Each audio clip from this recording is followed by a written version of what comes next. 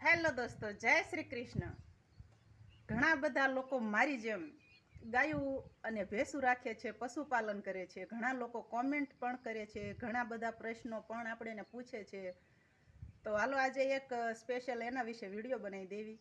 શાંતાબેન છે, આરુ કિશન મોરી બેન છે, આ ભાઈ હાવજભાઈ ખમા તમને હાવજભાઈ આહિર છે. હા, આહિર જ છે.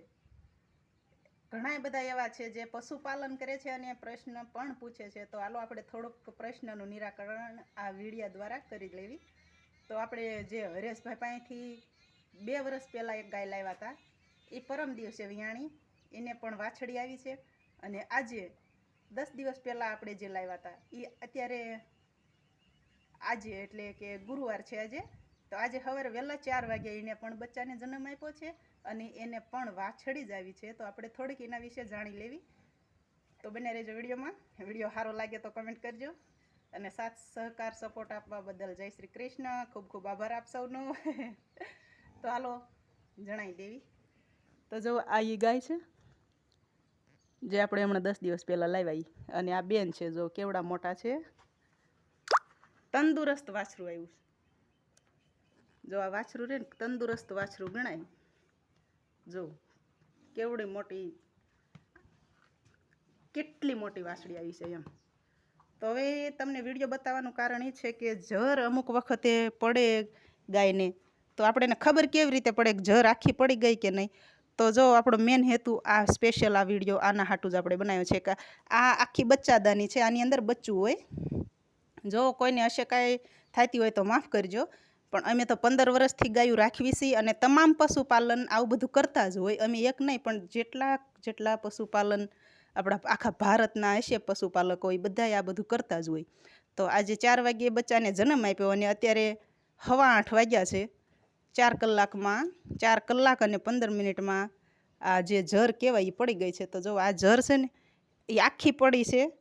એનું મેન સચોટ આવડું આ છે. જો આના હિસાબે આપણે કહી શકવી આ એના મૂળ છે. આ જે 4 રહ્યા, જ્યારે ગાયને જર પડે ત્યારે આ 4 નાડા આવે, આની ખાસ ધ્યાન રાખવાની. આ આવે ને તો જ જર આખી પડી એવું માનવાનું, અને જો આ ન હોય તો જર આખી પડી હોતી નથી. અને પશુની પેટની અંદર જો આ જર રહી જાય તો આ બહુ ગરમ વસ્તુ ગણાય અને પેટની અંદર આ બહુ નુકસાનકારક છે. અને જો આ 4 સોટિયા ન આવ્યા હોય તો ડૉક્ટરને પણ બોલાવવા પડે, અથવા કોઈ જાણકાર એવા હોય એમને બોલાવી અને ધીમે ધીમે જર કાઢવાની કોશિશ કરવી જોઈએ. અને હાથે તો ક્યારેય મથવું ન જોઈએ. જો આપણને અમુક વસ્તુની ખબર ન પડતી હોય તો આપણે એ વસ્તુમાં ક્યારેય મથવું ન જોઈએ હાથે. કોઈક જાણકારને જ બોલાવવા જોઈએ અથવા તો કોઈક ડૉક્ટરને બોલાવી લેવા જોઈએ. તો બસ આજના વિડીયોમાં આટલું. ફરી મળશું બીજા વિડીયોમાં. અને માહિતી કેવી લાગી કોમેન્ટમાં કહેજો. અને તમે પણ પશુપાલન ઘણા બધા લોકો કરો છો તો બહુ સારું ગણાય. પશુપાલન પારકી નોકરી કરતાં, પારકા ધંધા કરતાં આપણું પશુપાલન, પોતાનું પશુપાલન બહુ સરસ ઉદ્યોગ લાગે છે અમને તો. તો હારું હાલો, તો જય શ્રી કૃષ્ણ. ખુશ રાખજો પરિવારને અને તમે પણ ખુશ રહેજો.